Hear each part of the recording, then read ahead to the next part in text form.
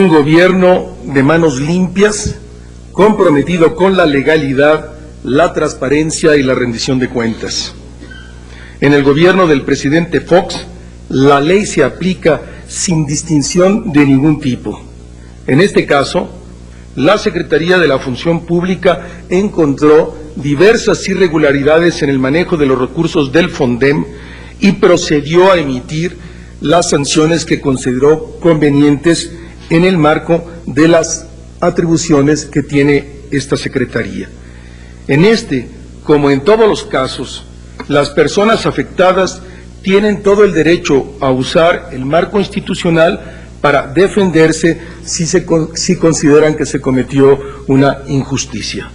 La Presidencia de la República respeta la decisión tomada por la Secretaría de la Función Pública y respetará también la decisión final que, en estricto apego a derecho, las instituciones correspondientes, si son demandadas por la persona a la que se ha hecho referencia, acude a los tribunales y estos toman alguna decisión. Y en razón a la otra parte de la pregunta, hoy por la mañana, antes de venir acá, hablaba con el señor procurador y de acuerdo con la determinación que ha tomado la Secretaría de la Función Pública, la PGR está investigando sobre los supuestos delitos y determinará, una vez que termine esta investigación, lo que corresponda hacer. Y nosotros habremos de respetar también la decisión que tome la Procuraduría General de la República una vez que concluya esta investigación. Entonces, ¿está abierta la vía para un caso de tipo penal, digamos? Sí, judicial. absoluto, de manera... Sí, así es. Alberto. Para dos peticiones, en el caso de la tregua navideña, no se le ha pedido al presidente que cancele sus actos de gobierno, sino que no se meta o que no haga comentarios en torno a la política electoral. En especial, el candidato del PRI, Roberto Madrazo, ha acusado al presidente de estar utilizando sus mensajes para atacar al PRI. ¿Podría el presidente, si bien no entra en esta tregua y cancelar eventos, podría acotar sus comentarios y dejar a un lado este tipo de aceleraciones y señalamientos?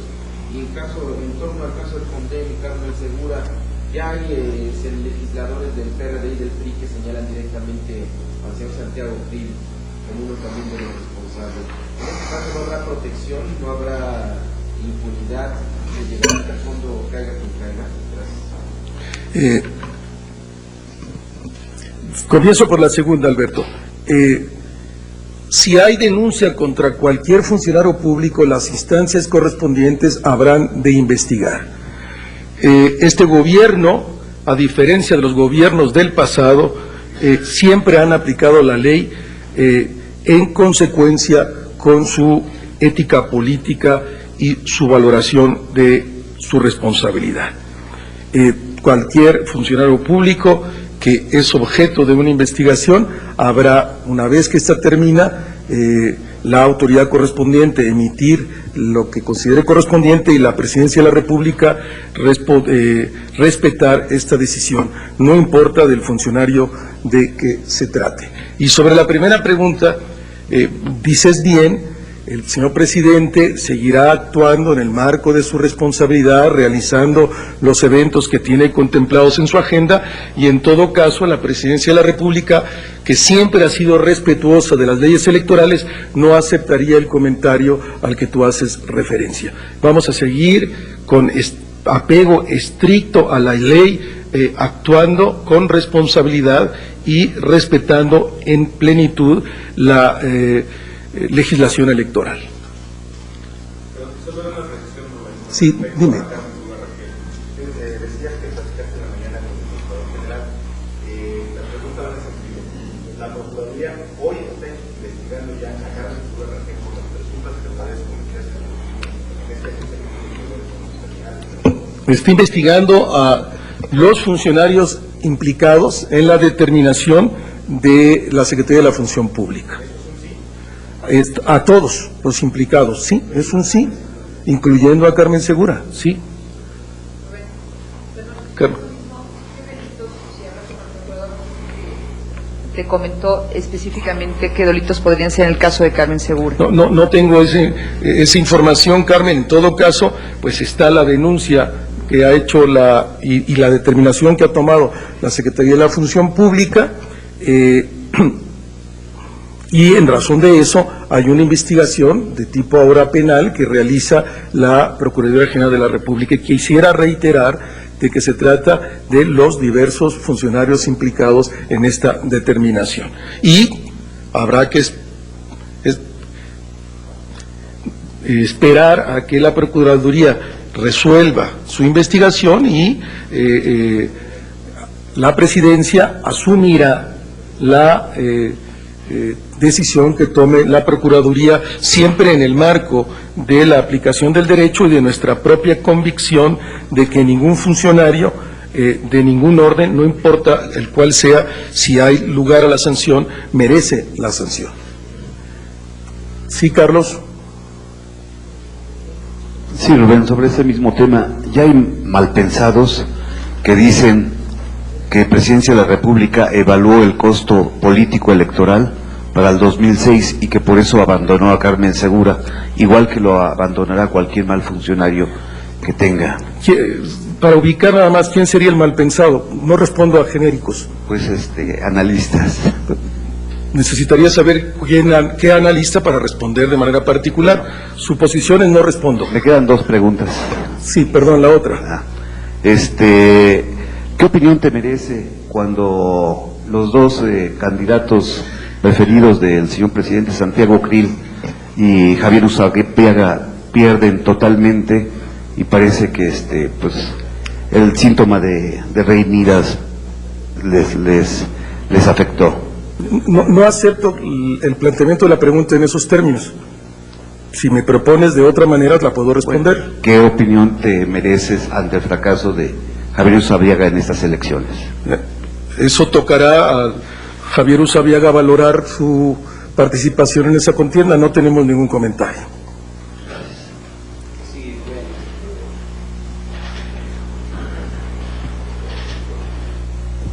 Gracias, Rubén. Estos hechos lamentables, pues, que están ocurriendo de que Carmen Segura es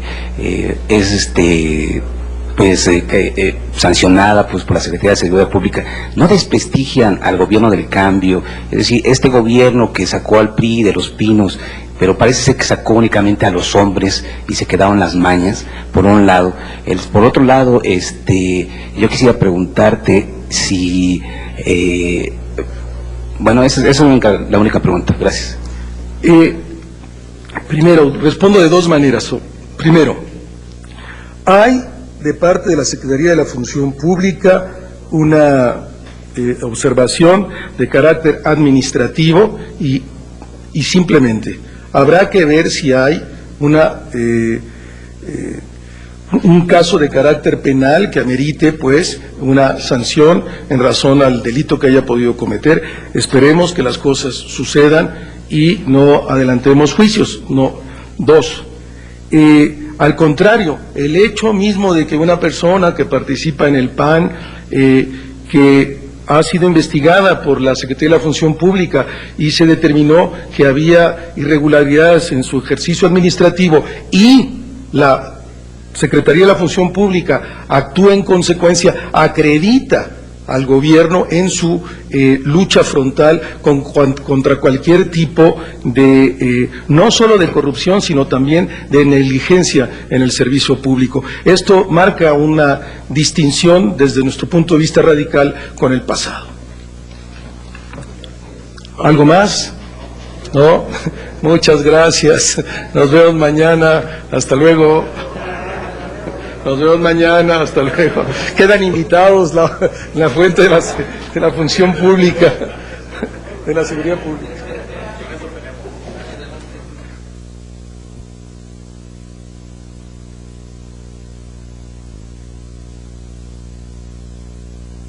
De bajar directamente al bolsillo de cada uno de los ciudadanos. Toda esa estabilidad se está manifestando en casas como nunca antes había habido en la historia, de mexicanos que están estrenando una vivienda a través de un crédito que se le otorga y de los cuales el Infonavit forma parte muy importante. Creo que... Sí, adelante. El Infonavit tiene dos objetivos muy claros. Estos objetivos tienen que ver, por un lado, con otorgar crédito para que los derechohabientes adquieran la vivienda que más convenga a sus intereses, y este es el objetivo más conocido, pero adicionalmente también administra recursos que las empresas aportan en cuentas individuales de los trabajadores, y que estas cuentas, estos ahorros son propiedad de los trabajadores y estamos obligados a pagar intereses por estos ahorros. Adelante. En este sexenio se han otorgado más créditos que nunca en la historia del Infonavit. El Infonavit se fundó en 1972 y desde entonces hasta el fin del sexenio anterior otorgó 2 millones de créditos, un promedio de 71,000 préstamos anuales. En este sexenio ya hemos otorgado 1,425,000 y nos proponemos completar los 2 millones de créditos en diciembre del año próximo. A la fecha llevamos un promedio de 285,000 préstamos anuales, 4 veces más que el promedio de sexenios anteriores. Mientras que en 2001 otorgamos un poco más de 200,000 créditos, para este 2005 la cifra crecerá a 375,000, un crecimiento tanto en inversión crediticia como en capacidad operativa sumamente importante. Basta decir que con estas cifras otorgamos un crédito por minuto las 24 horas del día, los 365 días del año. La inversión ha sido también muy importante, ha sido superior a los 269,000 millones de pesos y que no han significado presión alguna a las finanzas públicas.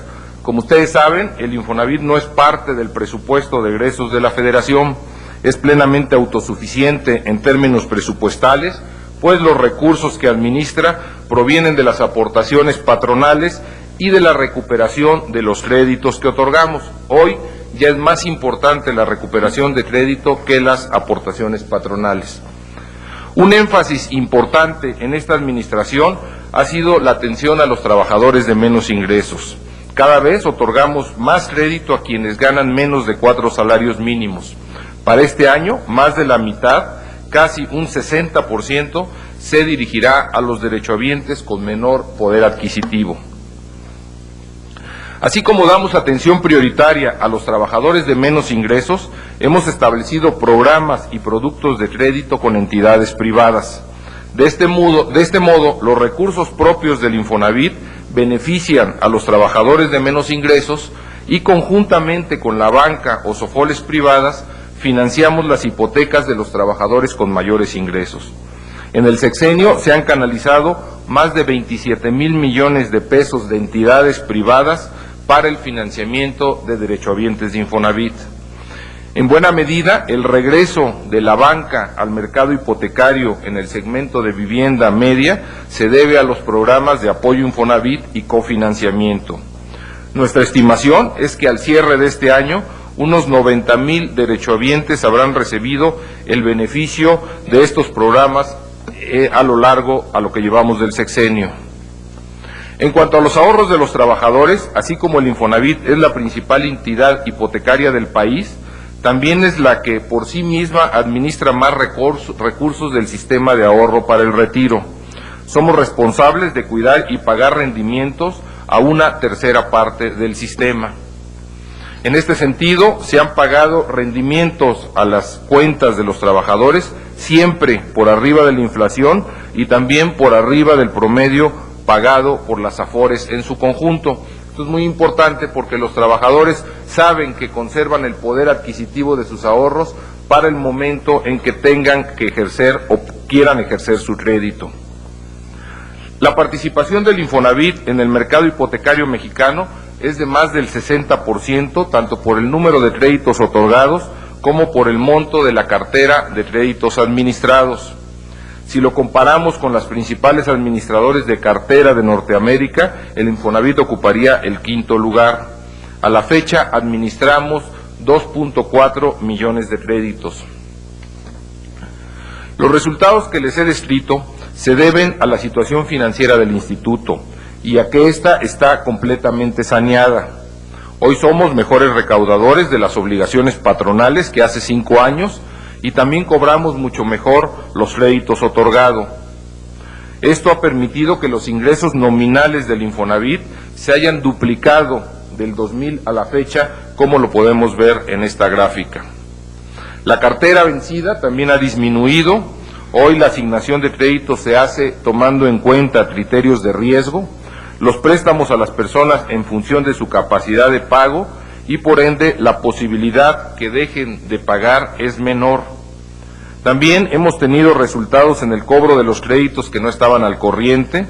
Estamos firmando un promedio de 7,000 reestructuras de crédito a la semana, con lo cual quien tiene problemas con su crédito está encontrando soluciones acorde con su capacidad de pago.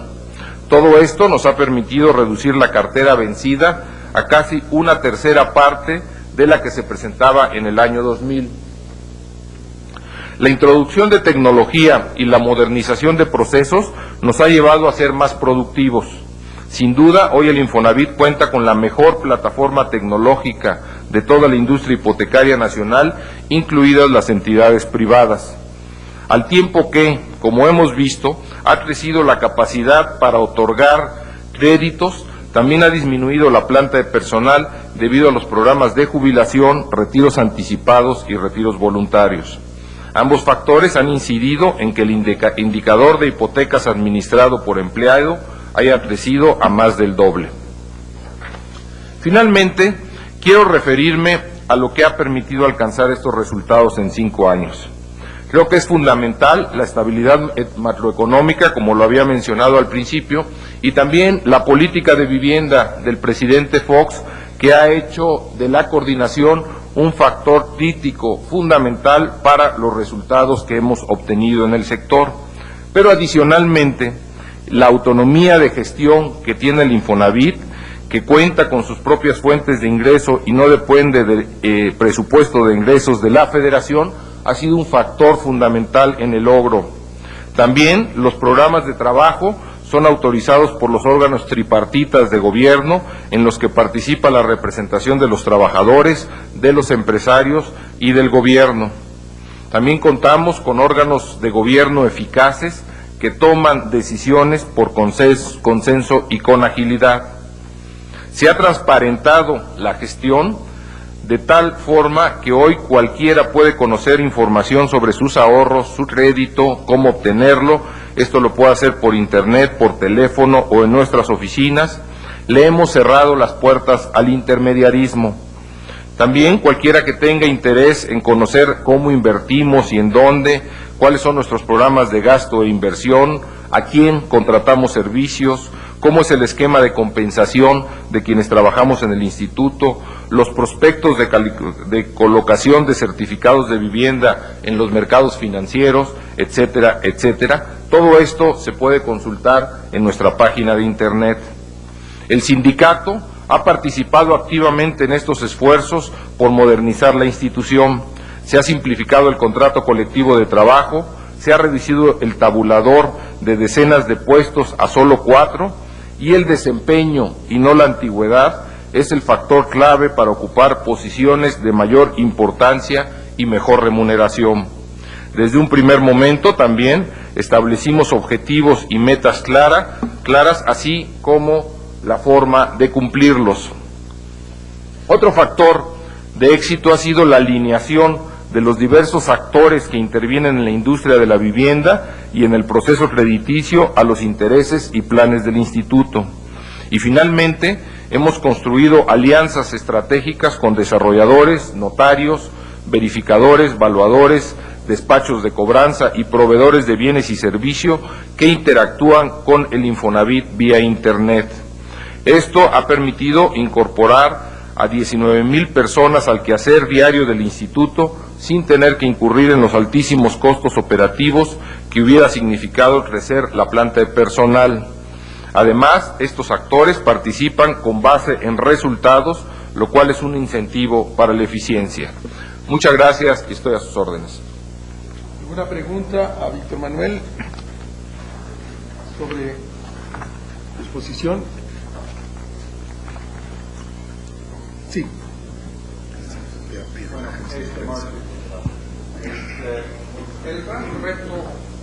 ¿Qué están haciendo para los trabajadores que perciben menos de 2 salarios mínimos? Hay muy pocos productos disponibles para ellos.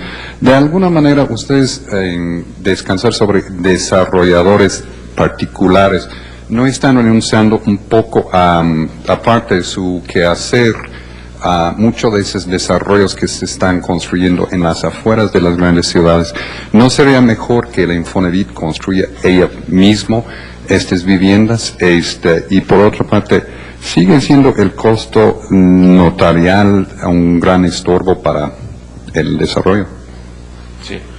Bueno, estamos trabajando también para los trabajadores de menos de 2 salarios, y aquí vale la pena mencionar que hace 2 años el presidente Fox propuso que se dieran subsidios a trabajadores del Infonavit cuando su sueldo no alcanzara para poder comprar una casa. En la actualidad trabajamos de la mano con FONAPO, dando subsidios a trabajadores que ganan menos de 2 salarios, para que vía este subsidio federal, más otros subsidios que tenemos estatales y municipales, puedan adquirir una casa. El año próximo esperamos que 50,000 derechohabientes compren una casa con un subsidio del gobierno federal. Los costos notariales siguen siendo altos en general en el país. Sin embargo, en el Infonavit son muy bajos porque tenemos un volumen. Por ejemplo, este año vamos a hacer 375,000 créditos y tenemos un costo especial que nos dan los notarios precisamente por este volumen tan grande que manejamos de créditos hipotecarios. El Infonavit empezó construyendo, y yo pienso que parte de la tragedia que vivió el instituto en sus primeros años fue precisamente por manejar la construcción. Pienso que cuando se manejan los volúmenes de casas que maneja el Infonavit, insisto, 375,000, y se burocratiza la construcción, sale mucho más caro de lo que sale en un mercado libre como el que tenemos en la actualidad. Todavía a la fecha hemos estado a veces hasta rematando reservas territoriales que el Infonavit adquirió en sus primeros años de historia y que no eran terrenos propios para construir, ¿verdad? Muchas veces a lo mejor era una corrupción encubierta la que se manejaba en la adquisición de esos terrenos. Entonces, sí sentimos que el hecho de manejar la construcción dentro de una institución de carácter público es muy ineficiente y a la larga provoca problemas como el que se sucedió de que los ahorros de los trabajadores entre el 72 y el 92 prácticamente se perdieron, ¿verdad? Porque no se pudieron recuperar los créditos que se otorgaron durante esa época. Carmen. Gracias, buenos días. Quisiera saber si una persona que ya utilizó, o las personas que ya utilizaron su crédito Infonavit, ¿qué pasa con las aportaciones? Una vez que liquidan ese crédito, ¿qué pasa con las aportaciones patronales y demás? ¿Ese su fondo de vivienda se puede reutilizar? ¿De qué manera? Sí, el fondo de vivienda, como decía, mantiene su valor en el tiempo, en términos de que pagamos intereses más allá de la inflación. Entonces, si un trabajador no usa nunca el crédito o lo termina de pagar, se siguen acumulando los recursos en la subcuenta de vivienda y ellos lo pueden retirar en el momento de su jubilación. De acuerdo al régimen de jubilación, normalmente estamos en los 60 años de edad. En ese momento ellos pueden retirar su fondo y utilizarle como parte de su retiro. Sí. Nosotros en la actualidad tenemos un producto que se llama Apoyo Infonavit, donde una vez pagado el primer crédito pueden solicitar un segundo crédito a una entidad de una institución financiera, y las aportaciones que van entrando a la subcuenta de vivienda, las nuevas, se van usando para amortizar más rápido el nuevo crédito que solicitó. Entonces, un trabajador que pide un crédito a 15 años, con lo que produce su subcuenta de vivienda, puede bajar hasta 9 años el término del pago del crédito. 2 años. Sí. Rosaura. este mismo año que los créditos del Infonavit estaban fluyendo demasiado lentos, que ya no estaban fluyendo como antes y que preferían sugerirle a los consumidores una SOFOL o algún otro crédito y solamente están tomando entonces el número o la cantidad que el trabajador tiene en la subcuenta, en su propia subcuenta del Infonavit o de sus ahorros. ¿A qué se debe esta lentitud en la entrega de créditos? Bueno, más que lentitud, lo que hemos hecho es darle prioridad a determinados créditos respecto de otros.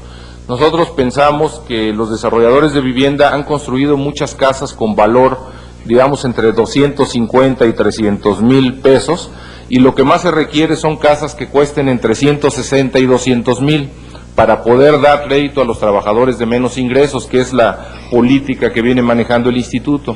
Entonces lo que ha sucedido es que le damos prioridad a los créditos de 160 a 200 mil pesos y van más lentos el pago en los otros créditos. Sin embargo, hace 2 semanas dimos una buena noticia en la cual adelantamos todos los créditos del Infonavit. En este momento no tenemos un solo crédito pendiente. Algunos que estaban en fila y que tenían fechas para erogarse del año próximo, del primer trimestre del año próximo, ya los estamos pagando en este momento. Entonces yo diría que es un problema que ya superamos, que se está revirtiendo y prácticamente ahorita no hay una casa terminada en el país que esté en espera de un crédito por este cambio que hicimos hace 2 semanas. Perdón. Buenos días, licenciado. Para saber en el último año cuántos funcionarios fueron cesados y cuántos están siendo investigados por el mal uso de los créditos al interior de Fonavit. Bueno, yo diría que tenemos muy pocos casos, no tenemos casos de cese. Sin embargo, siempre es un tema que estamos investigando a través de la Contraloría del Instituto y yo lo que podría decir es que durante mi administración alrededor de, 5 delegados han sido retirados de sus puestos por alguna investigación en su contra. Andrés. Gracias, Rubén. Buenos días, don Víctor. Buenos días. Oiga, quiero saber si están garantizados los mecanismos para que después de la elección del 2006 se siga el Infonavit con este ritmo de entrega de créditos, o un gobierno perredista o priista podría cambiarlo. Sí. Bueno, nosotros confiamos mucho en las recientes modificaciones que hicieron los legisladores a la ley del Infonavit, en la cual están reforzando la autonomía del instituto y lo están dotando de mecanismos de transparencia, de vigilancia y de rendición de cuentas. Esta autonomía del instituto, que ha sido, como lo mencionaba, un factor fundamental para los logros que hemos tenido, pensamos que va a seguir también manteniéndose en los próximos años. El día de mañana, ante el presidente Fox, vamos a anunciar el programa a 5 años del Infonavit, que es un programa que es algo que nos obliga la ley de Infonavit a presentar, y en él vamos a hacer una serie de planteamientos a futuro que pensamos que deben mantenerse dentro de la institución independientemente de los cambios políticos que puedan suceder el año próximo. Nosotros sentimos, y hay un consenso dentro de los órganos de gobiernos del instituto, que debemos mantener esa autonomía y reforzar conceptos como el servicio de carrera, como el manejo presupuestal autónomo, que nos aseguren que el Infonavit pueda tener vida propia a partir del tripartismo y de sus órganos de gobierno, donde están representando trabajadores, empresarios y gobierno. Entonces, esa es la idea fundamental de reforzar la autonomía. Y bueno, yo a veces me pregunto, ¿qué culpa tiene un ciudadano de que haya elecciones para que le toque o no un crédito, verdad? Yo creo que debemos mantener esa actividad que el Infonavit viene realizando, independientemente de los tiempos políticos. Okay. Señor, solo para precisar, ha tenido mucho auge este programa de apoyo extra, además del crédito que tiene el trabajador. Cuando no le alcanza para la vivienda, tiene la opción de contratar un crédito bancario. En este caso, ¿habrá algún apoyo en cuanto a las tasas de interés en donde interviniera el Infonavit para que el trabajador tuviera una tasa más baja? Sí, nosotros tenemos claro que cuando se da un crédito de apoyo Infonavit y cofinanciamiento, la banca o la SOFOL tienen menor riesgo del que tendrían en un crédito otorgado por ellos solos. Entonces les hemos pedido y lo están dando una reducción en la tasa de interés y en las comisiones que cobran cuando se trata de derechohabientes de Infonavit. Es una realidad que sí existe ese diferencial de tasas. ¿Sí? José Luis. Y luego Héctor. Doctor, buenos días. Sí, José. Buenos días. Solamente una precisión. Usted hablaba ahorita de las reservas territoriales con las que cuenta el Infonavit para la construcción de vivienda. ¿Se puede saber exactamente, o más o menos, cuál es esta reserva que se tiene que rematar porque se adquirió y no es propicia para la construcción? Sí. Bueno, prácticamente ya no tenemos reserva territorial, la hemos venido vendiendo en los últimos 3 años aproximadamente. Entonces, como la hemos venido vendiendo es a través de realizar avalúos en la ¿cómo se llama? En la reserva territorial y hacer la venta de acuerdo a los procedimientos de licitación establecidos.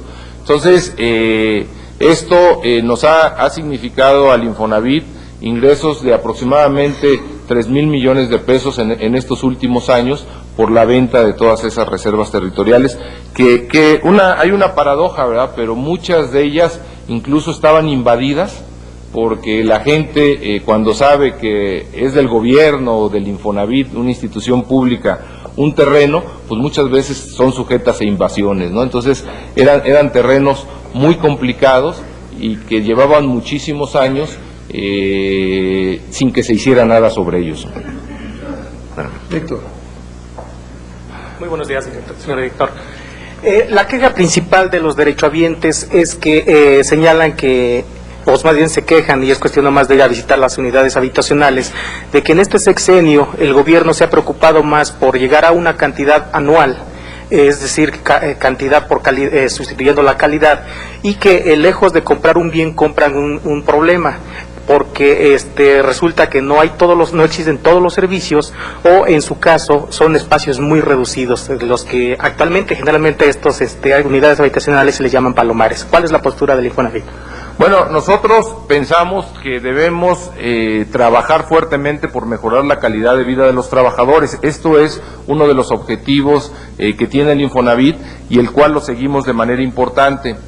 Tenemos evidencia de que las casas que se construyen hoy son mejores de las que se construían antes, y un poco me remito a la respuesta que di anteriormente al compañero, de que la burocratización de la construcción muchas veces genera mala calidad, y genera mala calidad porque, como se manejaba anteriormente, se ponía un precio fijo a las casas y la utilidad del constructor dependía de qué tan bajo fuera el costo. Entonces los materiales normalmente eran de mala calidad, precisamente para poder maximizar la ganancia que ellos tenían.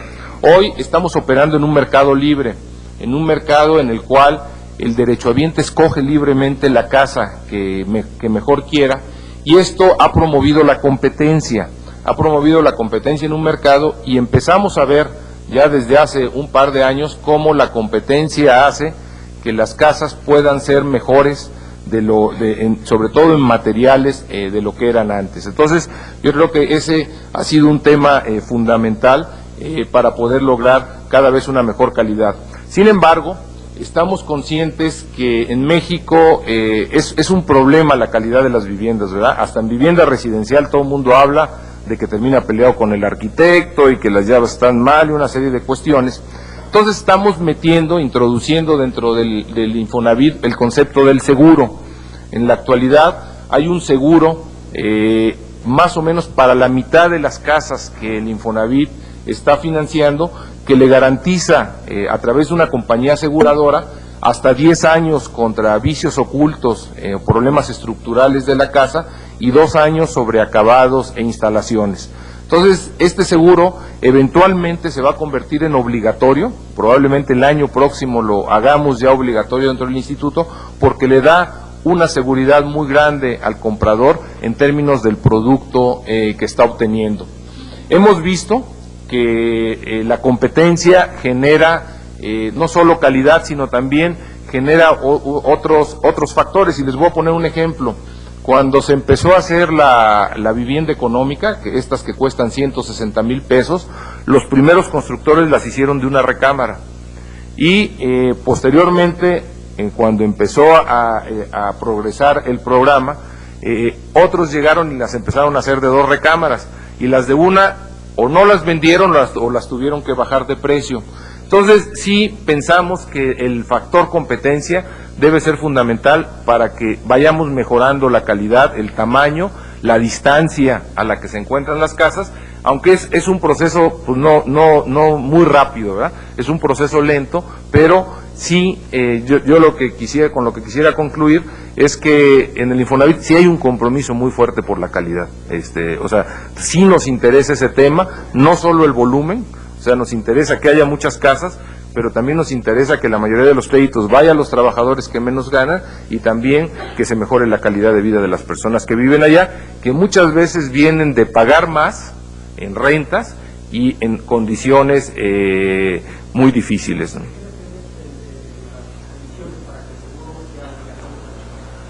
Bueno, lo que nosotros quisimos hacer en primera instancia fue hacerlo voluntario, basado en incentivos que damos a los desarrolladores para que no nos sucediera lo que sucedió creo que fue en el Distrito Federal con el seguro para los coches, que las compañías aseguradoras abusaron del precio y luego se tuvo que regular el precio porque estaba saliendo demasiado caro. Aquí lo que estamos haciendo es promover la competencia entre las compañías aseguradoras para que haya precios competitivos. Y una vez que se tengan compañías compitiendo, lo podemos hacer obligatorio. Eso es un poco lo que estamos haciendo. ¿Alguna pregunta más? ¿No? Pues muchísimas gracias, Víctor. Muchísimas gracias a todos, buenos días. Gracias, Van a entregarles la exposición. Ahorita está impresa para que ustedes la puedan tener, ¿no? Gracias. Muchas gracias. A ti. Bueno, comenzamos primero con la agenda.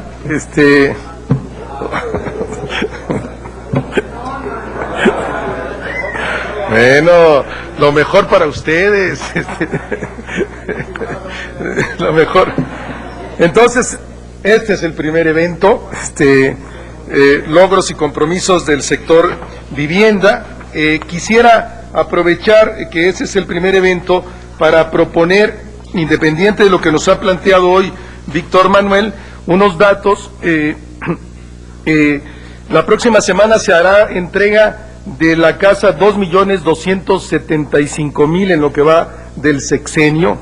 Esto supone haber entregado a lo largo de este sexenio en promedio 1.246 casas por día en el sexenio, 8.726 casas a la semana y 37.916 casas al mes, que son estos 2.275.000 viviendas.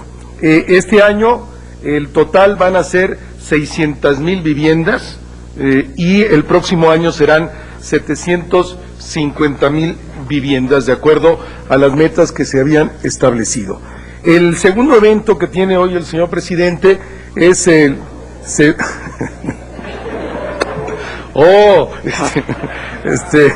es lo que ayer vino a presentar el secretario de Seguridad Pública. Hoy es la firma de los convenios con las empresas. Estará presente también el gobierno de la Ciudad de México y pues arranca el proyecto. También el señor presidente hoy viene a la firma electrónica del SAT. Luego el siguiente es la entrega del ejemplar 1.050.000 de la edición de la obra del Quijote, este proyecto que el presidente de México impulsó y hoy la Real Academia de la Lengua Española, la Academia de la Lengua Mexicana, los institutos Cervantes van a hacer un reconocimiento al gobierno de México por ser el país que más impulsó la celebración de los 400 años de la obra y le hace la entrega física de este ejemplar. Después el señor presidente tiene una reunión con los corresponsales extranjeros, luego tiene una reunión con el patronato de la biblioteca Vasconcelos. Después el señor presidente tiene reunión con un presidente del consejo de esta cadena de hoteles. Después el señor presidente tiene un acuerdo con el secretario de Agricultura y con el secretario de la Semarnat. Después tiene un acuerdo con Ramón Muñoz, tiene esta comida de carácter privado con el Grupo México. Después tiene revisión de asuntos, la grabación del programa de Radio Hoy y finalmente tiene una reunión con el secretario de Hacienda para seguir discutiendo el presupuesto. Esos son los eventos para el día de hoy. Y antes de cualquier pregunta, y espero que mejor no haya preguntas,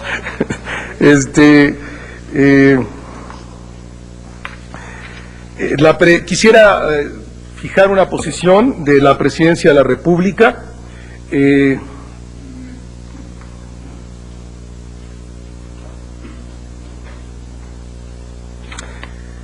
La Presidencia de la República se suma a la tregua electoral decembrina propuesta por el Instituto Federal Electoral.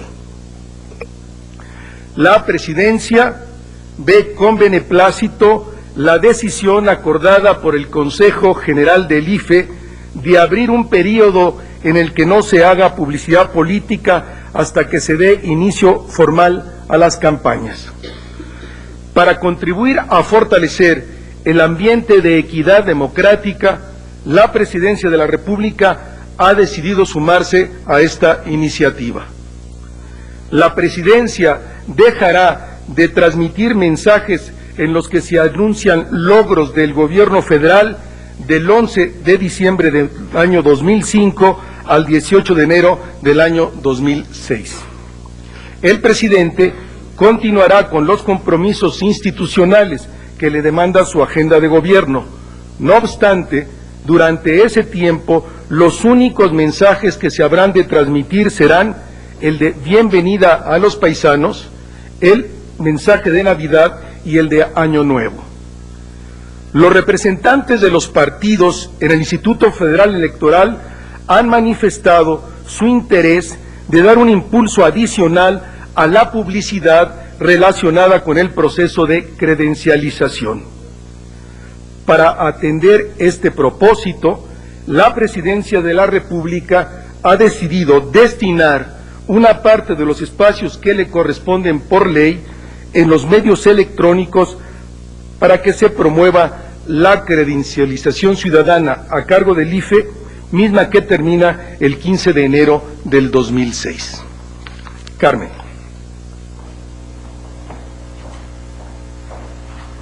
Gracias, Rubén.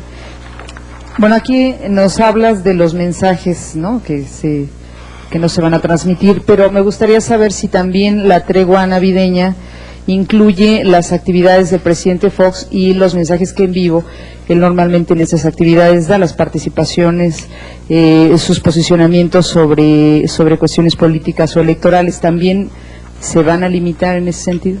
Bueno, los actos del señor presidente, los actos que corresponde a su agenda de todos los días, habrán de continuar, no habrá referencias a ningún tipo de algo que pudiera considerarse que en su discurso el señor presidente está haciendo algún tipo de proselitismo.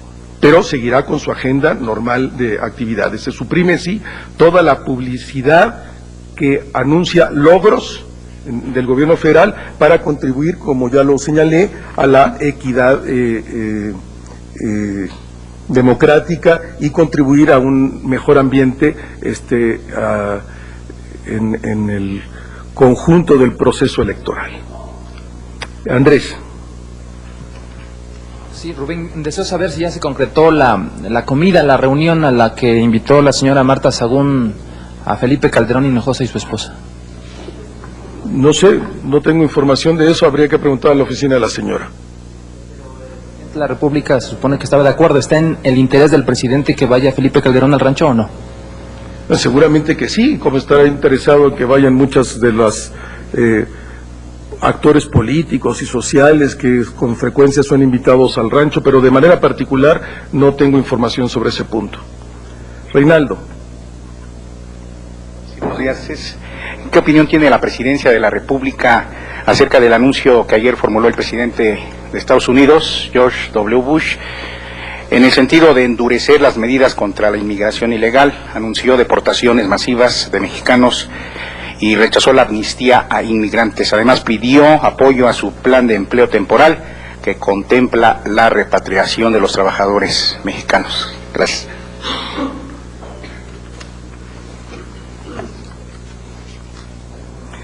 En relación con el discurso pronunciado el día de ayer por el presidente de los Estados Unidos, la Presidencia desea comentar lo siguiente. Primero, desde el inicio de la administración del presidente Fox, el Gobierno de México ha trabajado por el establecimiento de nuevos mecanismos que permitan que la migración entre México y Estados Unidos ocurra de manera legal, segura, ordenada y respetuosa de los derechos humanos.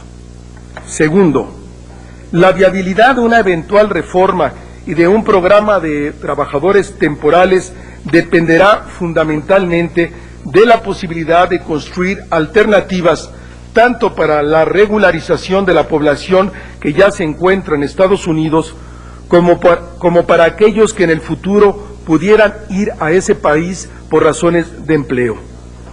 México ha pugnado porque cualquier reforma migratoria se base en preceptos tales como la reunificación familiar y el reconocimiento de la contribución de los migrantes a la economía y sociedad tanto de México como de Estados Unidos. Tercero, es necesario continuar promoviendo una visión integral de la migración y la seguridad de nuestra frontera común, es decir, que se reconozca que establecer nuevos mecanismos en materia migratoria abona a la seguridad de ambos países. Cuarto, el Gobierno de México está atento dentro del desarrollo de todos los procesos vinculados al fenómeno migratorio bilateral y mantiene contacto permanente con los diversos actores de Estados Unidos a través de los canales diplomáticos y políticos conducentes. Quinto, como parte de una política permanente, nuestra embajada en Washington y las representaciones consulares a lo largo de los Estados Unidos tienen instrucciones precisas de velar por el respeto irrestricto a los derechos de nuestros connacionales. Esa sería nuestra posición. Pues Elvira, bienvenida a esta madrugada. Tú interpretas mi silencio. Yo quiero volver al asunto de la tregua navideña. Entiendo los argumentos, pero también quisiera saber si entonces, a contrario sensu, la Presidencia de la República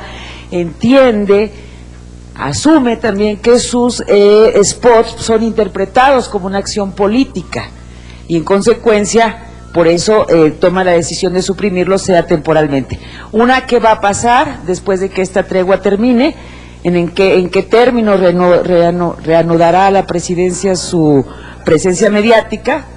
Y tres, quiero saber si en términos de sus tan gustadas encuestas, este activismo reciente del presidente tuvo algún impacto, ya no quiero personificar, sino simplemente para su causa blanquiazul. Desde luego que toda publicidad de gobierno, toda comunicación de gobierno tiene una implicación política, no electoral, sí política, pero contribuyendo a esta decisión del Instituto Federal y sabedores de que nuestra decisión puede abonar a la creación de un ambiente de equidad democrática, hemos tomado esa decisión. Al terminar este periodo, la Presidencia de la República seguirá con su comunicación a la sociedad, seguirá utilizando spot de televisión y de radio y con los medios escritos para dar a conocer sus logros, como los otros partidos o los candidatos habrán de hacer campaña política electoral. Nosotros cumpliremos de manera estricta con esta resolución o recomendación del Instituto Federal Electoral. Y lo que hace a las encuestas, tú sabes que pues son reservadas. Lo único que puedo decir es que si nosotros observamos las diversas encuestas que han publicado diversos medios, el presidente tiene altos niveles de calificación. Víctor, Ivonne, ¿habías pedido la palabra, Patricia? ¿Sí? Bueno, yo no quiero obligar a preguntar a nadie, por eso.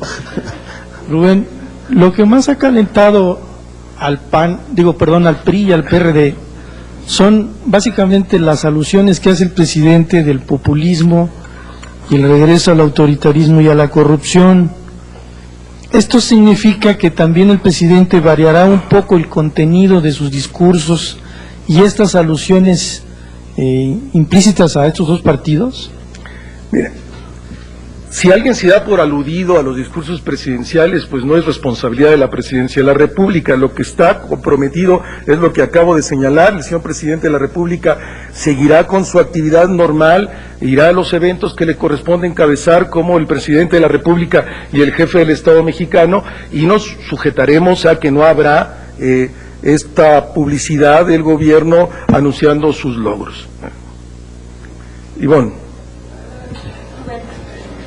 Pero la tregua, quiero ser un poco más precisa, incluye el que se omitan de los discursos del señor presidente las referencias hacia las elecciones del 2006, sí, como viene ocurriendo. Sí. O sea, nada del oro, nada del moro, nada, sí, del canto de las sirenas. Sí, incluye eso también. Okay. Y otra cosa, ¿hay una postura oficial sobre la crisis en Canadá? No tenemos ninguna postura oficial. Habrá que esperar que la Secretaría de Relaciones Exteriores en el transcurso del día se pronuncie sobre estos hechos. No ha entrado en contacto con el primer ministro Martin. Patricia, y luego Juan Manuel. Buenos días. Quiero preguntar sobre la situación de Carmen Segura Rangel. Estamos asistiendo, señor vocero, a una defensa del Partido Acción Nacional de un sector de ellos hacia esta exfuncionaria, y por la otra también de críticas y de aislamientos, por ejemplo, de Felipe Calderón. Me gustaría conocer cuál es la opinión de la presidencia, por qué se está politizando este caso. No recordamos, por ejemplo, qué pasó con Guido Belsazo, no recordamos qué pasó con Carlos Flores, no recordamos qué pasó con Carlos Rojas. Una interpretación o una opinión sobre este asunto. Lo que puedo opinar como Presidencia de la República es lo que dije el día de ayer. La Presidencia de la República respeta en todo la decisión de la Secretaría de la Función Pública, respetará también la investigación que está realizando la Procuraduría General de la República. Habrá que esperar, no juzgar a nadie por adelantado, simplemente esperar que esta investigación se realice, pero la Presidencia de la República es entre sus muchos elementos de cambio a considerar es que la corrupción debe de ser eliminada, que cualquier acto de omisión o de corrupción debe de ser sancionado, y que el Gobierno de la República seguirá trabajando en esa línea, no importa de qué funcionario se trate. Juan Manuel. Muchas gracias, Rubén. Muy buenos días. En esta misma línea del combate a la corrupción, precisamente un tema ligado con el principal funcionario federal responsable de esto, que es el secretario de la Función Pública, te quiero preguntar cuál es la posición del gobierno federal luego de que se ha dado a conocer que precisamente una firma de la que es socio el secretario de la Función Pública está impulsando una reforma legislativa que podría afectar a un sector, específicamente al sector de los contadores públicos, al pretender separar las actividades de asesoría fiscal de las de propiamente de contaduría, y a esto lo han calificado algunas firmas como PricewaterhouseCoopers como un abierto tráfico de influencias de parte de este funcionario. ¿Cuál es la posición del gobierno federal? por No favor? conozco el caso, te comprometo una posición mañana. No conozco el caso. ¿Se tienen que ir? Sí. Nos vemos. Mil gracias. Estamos viendo. Nos vemos mañana.